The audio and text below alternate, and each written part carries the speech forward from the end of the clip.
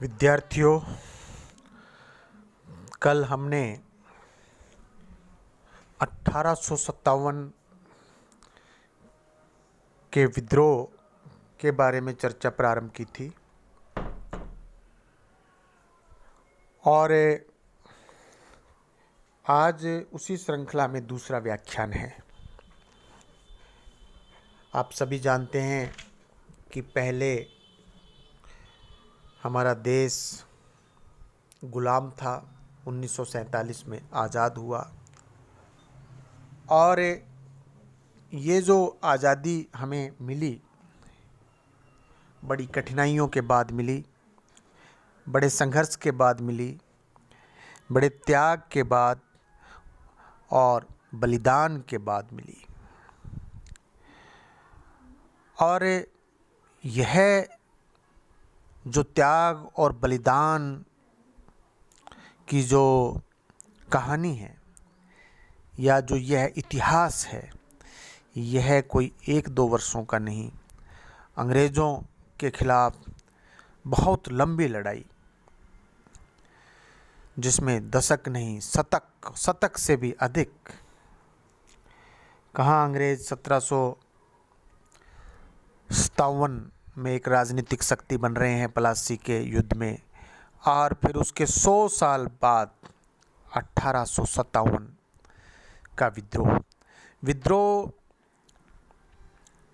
कहना कहाँ तक उचित है अनुचित, ये इस व्याख्यान में स्पष्ट हो जाएगा।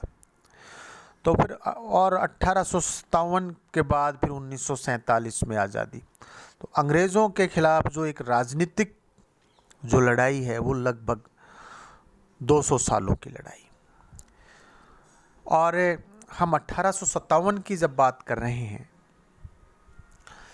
1857 में चर्बी वाले कारतूसों से प्रारंभ होकर उत्तरी भारत के विभिन्न भागों में एक के बाद एक विद्रोह हुए, जिनमें सैनिकों तथा गैर सैनिकों ने बढ़ चढ़कर हिस्सा लिया, यानी कि सिविलियंस ने भी भाग लिया। और देखते ही देखते देश का एक बहुत बड़ा भाग विद्रोह की लपेट में आ गया। कई स्थानों पर अंग्रेजी राज के चिन्ह तक मिटा देने का प्रयत्न किया गया, परंतु शीघ्र ही जिस गति से विद्रोह फैला था उसी गति से इसे दबा भी दिया गया। 1860 तक देखिए, 1857 में विद्रोह प्रारंभ हुआ, लड़ाई प्रारंभ हुई, 1860 यानी कि ये जो 4 साल तक शासक और प्रजा दोनों ही अपने अपने कार्यों में लग गए, परंतु इस विद्रोह की स्मृतियां अमिट रहीं। इसके बाद से अंग्रेज इस तथ्य से पूर्ण रूप से सजग रहे कि भारत पर उनका राज भारतीयों की इच्छा से नहीं बल्कि जबरदस्ती स्थापित किया गया है। दूसरी ओर भारतीय उस वीरता प्रदर्शन और बलिदान की भावना को आज तक नहीं भूले हैं और भूलेंगे भी नहीं। आज का जो हमारा व्याख्यान जो केंद्रित है 1857 के विद्रोह के संबंध में, वो खास रूप से 1857 का विद्रोह तथा इतिहास लेखन, इतिहासकारों की इस पर क्या राय रही, क्या दृष्टिकोण रहा, उस भिन्न दृष्टिकोण के क्या कारण रहे, ये हम आज के व्याख्यान में करेंगे। 1857 और 1858 की घटनाएं लंबे और तीखे वाद विवाद का विषय रही है। वास्तव में जितना साहित्य इन घटनाओं पर लिखा गया, उतना शायद भारत के इतिहास की किसी अन्य घटना पर नहीं लिखा गया। 19वीं शताब्दी में तो मुख्यतः अंग्रेज लेखकों ने ही इस पर लिखा और सबसे पहले लिखने वाले अंग्रेज ही थे। इनमें मेलिसन, स्क्रीन पर नाम मेलिसा आ रहा है, इसको कृपया विद्यार्थियों मेलिसन पढ़ें। ट्रेवलियन, लॉरेंस व होम्स आदि इतिहासकारों के नाम काफ़ी प्रसिद्ध हुए। इतिहास लेखन के इस कार्य के पीछे इन लेखकों का उद्देश्य निष्पक्ष इतिहास लिखना नहीं था, निष्पक्ष राय देना नहीं था, बल्कि यह सिद्ध करना था कि इस विशाल क्षेत्र पर फैले हुए विद्रोह का मूल कारण भारत सरकार यानी ईस्ट इंडिया कंपनी की सरकार की नीतियों में किसी प्रकार की कोई मूलभूत कमियां नहीं, नीतियां उनकी सही हैं। अंग्रेज अधिकारियों में भी कोई कमियां नहीं, उनका भी सही है। बस उनका विचार था कि कुछ कमियां, कुछ त्रुटियां उनकी नीतियों में रह गई। यदि अंग्रेज उन त्रुटियों को दूर कर देते हैं तो उसके बाद में उनके साम्राज्य की जड़ें काफ़ी मजबूत हो सकती हैं, प्रजा भी संतुष्ट हो सकती है। अंग्रेज मुख्यतः सैनिक कारणों पर ही जोर देते हैं, इसी कारण से इसे सैनिक विद्रोह कहा जाने लगा। हम जो 1857 का जो विद्रोह देख रहे हैं, ये जो विद्रोह जो इसमें नाम आया है, ये अंग्रेजों का दिया हुआ है और अब प्रचलन में आ गया। हम हमारे मन मस्तिष्क में समझ रहे हैं कि ये विद्रोह से कहीं बड़ा एक युद्ध था, पूरा स्वतंत्रता समर था, लेकिन अब चूंकि बोलचाल की जो और लिखने की हमारी उसमें ये हम शुरू से, और अंग्रेज इसमें सफल भी हैं कि हम शुरू से इसको पढ़ रहे हैं, विद्रोह कह रहे हैं, तो यानी उन्होंने हमारे जहन में फिक्स कर दिया कि वो विद्रोह था, जबकि हम इतिहास के विद्यार्थी के रूप में ये जानते हैं कि वो विद्रोह से कहीं बड़ा युद्ध था। अंग्रेज़ों की यही चाल थी कि हम और दुनिया इसको केवल एक छोटा सा एक विद्रोह माने।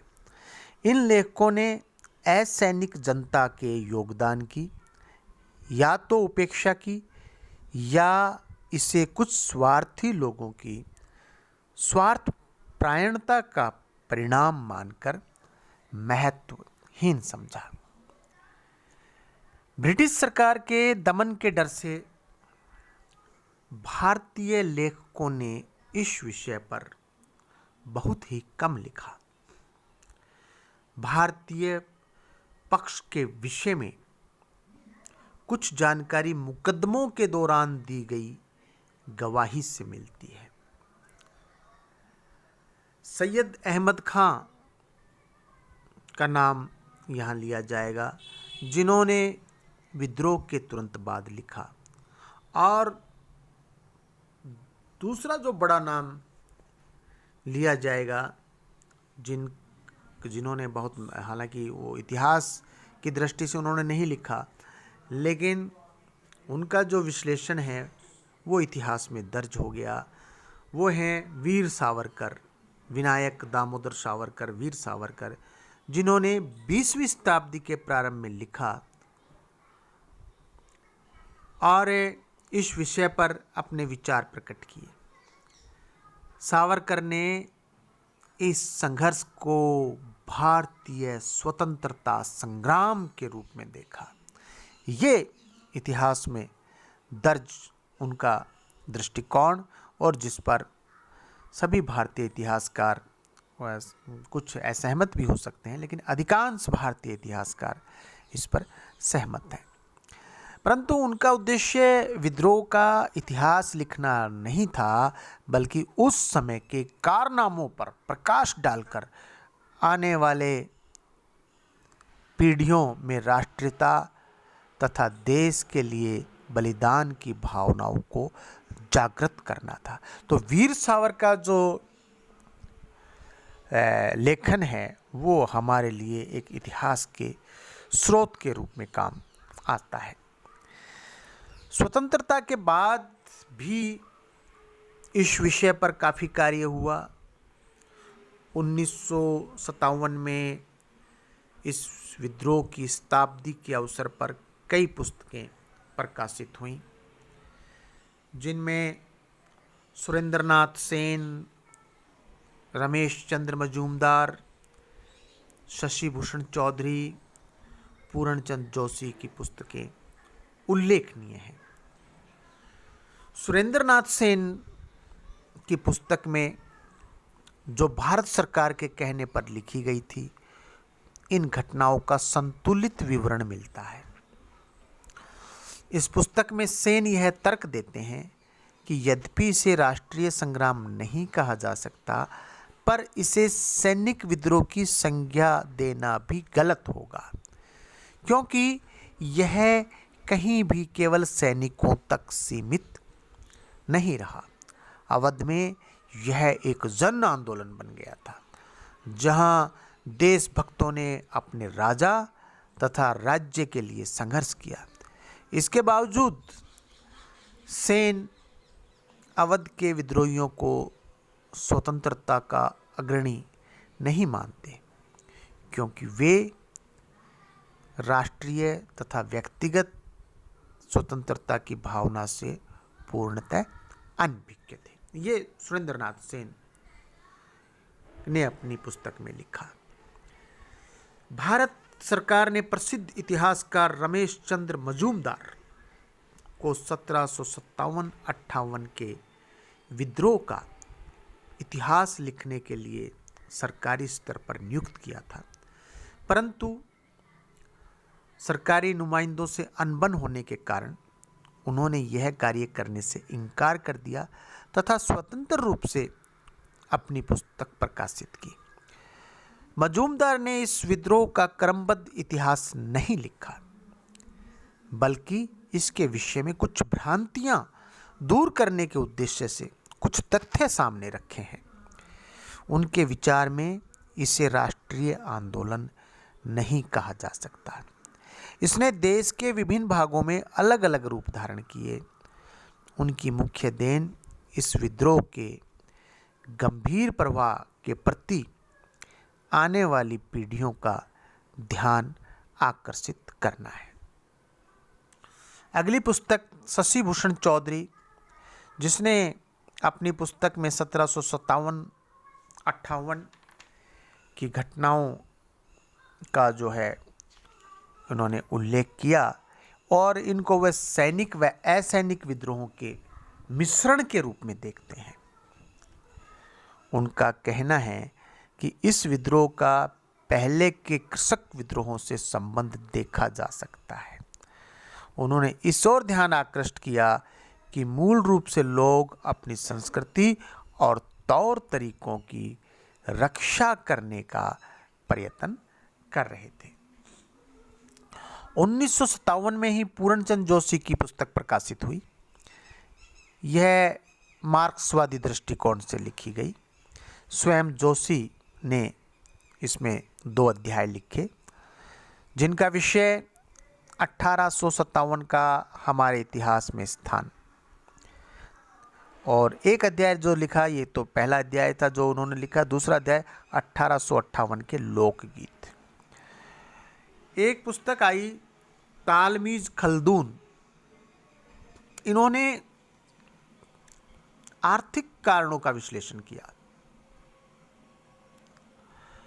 इस संदर्भ में उन्होंने उपनिवेशवाद के जाने माने प्रभावों की ओर ध्यान खींचा, जैसे भारत के साधनों का साम्राज्यवादी सरकार द्वारा शोषण, भारतीय संपदा की लूट, देश का विऔद्योगीकरण, भूमि पर अधिक जनसंख्या का दबाव तथा इसके परिणाम स्वरूप बढ़ती हुई बेरोजगारी, भूमि कर की अधिकता इत्यादि। परंतु यह अध्ययन मूल स्रोतों पर आधारित नहीं था। इनका भी मार्क्सवादी अप्रोच, लेकिन जो तथ्य हैं, जो स्रोत हैं, वहाँ गड़बड़ है। ईस्ट इंडिया कंपनी द्वारा चलाई गई नीतियों का भारतीयों के जीवन तथा दृष्टिकोण पर सर्वाधिक प्रभाव पड़ा, परंतु इसका गंभीर अध्ययन अभी तक नहीं हुआ है। ये बात के.एल. श्रीवास्तव साहब ने लिखी। के.एल. श्रीवास्तव साहब ने लिखा कि ईस्ट इंडिया कंपनी द्वारा अपनाई गई नीतियों का भारतीयों के जीवन तथा दृष्टिकोण पर सर्वाधिक प्रभाव पड़ा, परंतु इसका अभी गंभीर रूप से अध्ययन नहीं हुआ है। ये श्रीवास्तव साहब मानते हैं कि अभी इसमें और अधिक अध्ययन की गुंजाइश है। पिछले 25 वर्षों में 50 से अधिक वर्षों की बात करें से जो प्रकाशित होने वाली पुस्तकों में कुछ नई प्रवृत्तियां देखने को आती हैं, मिल रही हैं। इन्हें लगभग करीब 60 सालों में भारतीय इतिहासकारों में एक स्पष्ट प्रवृत्ति एक बार फिर इस विद्रोह को स्वतंत्रता संग्राम मानने की है। जो बात वीर सावरकर ने प्रारंभ की थी 20वीं शताब्दी के प्रारंभ में, तो अब 21वीं शताब्दी का जो प्रथम चौथाई हिस्सा जो चल रहा है, 1/4, पहले के 2 दशक बीत गए हैं लगभग। अब इसमें पुनः 100 साल के बाद पुनः लगभग जो प्रवृत्ति जो है, 100 साल विनायक दामोदर के लेखन के बाद के 100 साल और 1857-58 के बाद जो 1957-58 उसकी शताब्दी के अवसर पे जो लिखा गया, उसके बाद के लगभग 6 दशक बीत जाने के बाद अभी जो प्रवृत्ति है इस विद्रोह को राष्ट्रीय स्वतंत्रता संग्राम मानने की। परिणाम स्वरूप विभिन्न प्रांतों में इस विद्रोह के चिन्ह ढूंढने के प्रयास किए जा रहे हैं। गुजरात के इतिहासकार गुजरात में, आसाम के इतिहासकार आसाम में, राजस्थान के इतिहासकार राजस्थान में इस विद्रोह के चिन्ह ढूंढने के प्रयास कर रहे हैं। दूसरी ओर यदि हम पाकिस्तान की बात करें, चूंकि पाकिस्तान का इतिहास आप जानते हैं, पाकिस्तान का जन्म 1947 में भारत की एक भूमि अलग करके हुआ, तो वो भी हिस्सा अंग्रेज़ों के गुलामी में था, अंग्रेज़ों के अधिकार में था। तो पाकिस्तान के इतिहासकारों ने भी इस पर लिखा है, वहाँ भी इतिहास पढ़ाया जाता है, इतिहास का अध्ययन किया जाता है। पाकिस्तान के इतिहासकार यह सिद्ध करने की कोशिश करते हैं कि इसका नेतृत्व मुसलमानों ने किया और मुसलमानों के त्याग और बलिदान से यह आज़ादी मिली। आधुनिक काल के अंग्रेज इतिहासकार भी साम्राज्यवादी सरकार के पक्ष में दलीलें दिए जा रहे हैं और उनका दिया जाना संभाविक है। आज़ादी के बाद भी जो अंग्रेज़ों ने जो इतिहास लिखा, जिसमें मैं नाम लूँ रिचर्ड हिल्टन का, माइकल एडवर्ड्स का, ये अभी भी ये जो अंग्रेज़ इतिहासकार हैं वो अपने जो अंग्रेज़ अधिकारी हैं, उस समय उनके जो अधिकारी थे, जो 1857 का जो ये संग्राम हुआ, उस संग्राम की पृष्ठभूमि में अंग्रेज़ अधिकारियों के जो काले कारनामे थे, उनका अभी भी ये इतिहासकार वीरतापूर्ण तरीके से बखान करते हैं तथा भारतीयों द्वारा किए गए कार्यों पर अधिक प्रकाश नहीं डालते हैं। तो कुल मिलाकर के यदि हम बात करें निष्कर्ष के रूप में, तो 2 विचारधाराएं सामने आती हैं। एक तो यह है कि जैसा अंग्रेज इतिहासकारों ने लिखा, जैसा मैलिसन ने लिखा, लॉरेंस ने लिखा कि भाई यह एक सैनिक विद्रोह था और दूसरी जो विचारधारा है, वीर सावरकर जिसके जनक हैं, कि ये भारत का स्वतंत्रता संग्राम था, पहला स्वतंत्रता संग्राम था। तो आज जैसे अभी हमने व्याख्यान में बात की, आज जितना लेखन हो रहा है वो सब आधुनिक जो इतिहासकार हैं, जो नवीन तथ्यों के आधार पर आर्काइव्स में जो उनको लेटर्स मिलते हैं, जो कॉरस्पॉन्डिंग मिलती है, उस समय के जो अखबार मिलते हैं, और उन तथ्यों के आधार पर वह भी वीर सावरकर की बात से सहमत है कि ये एक विद्रोह नहीं था। क्योंकि विद्रोह का जो एरिया होता है वो एक स्थान विशेष होता है, एक छोटा एरिया होता है। सैनिक विद्रोह की बात यदि कहें कि तो सैनिक ये विद्रोह केवल सेना में ही नहीं था, सेना से ये बाहर आ चुका था। क्योंकि लोग किसान थे, चाहे आदिवासी थे, चाहे कुटीर धंधे के वाले लोग थे, चाहे व्यापारी थे, चाहे राजा थे, उनके अधिकारी थे, प्रजा थे, सब लोग अंग्रेजों से पीड़ित हो चुके थे। सबके अंदर एक आक्रोश था। वो आक्रोश को चिंगारी देने का कार्य अवश्य सेना ने किया, मंगल पांडे ने किया। उसके बाद में सेना के जो सेना ने बगावत की, विद्रोह किया, वहाँ से प्रारंभ हुआ। लेकिन उसके बाद ये आग शीघ्र ही उत्तर भारत में फैल गई और अंग्रेज़ों को इसको नियंत्रण में लाने के लिए काफ़ी उनको परेशानी आई। वरना यदि उस समय संचार के साधनों का यदि होता प्रचलन, और आप इन नेताओं में पहले से कोई प्लानिंग होती, पहले से कोई तालमेल होता, कोई कार्य योजना होती, तो ये आगे बढ़ सकते थे और इनको सफलता मिल सकती थी। लेकिन चूंकि वो समय ऐसा था, आपस में ना तालमेल था, ना कोई संचार के साधन थे, ना कोई कार्य योजना थी, और ना कोई एक नेता था जिसके दिशा निर्देश पर कोई आंदोलन, कोई युद्ध चलाया जा सके। तो वो इसलिए असफल रहा। लेकिन था वो भारतीयों का प्रथम स्वतंत्रता समर, प्रथम स्वतंत्रता संग्राम। बहुत बहुत धन्यवाद। शेष अगले व्याख्यान में।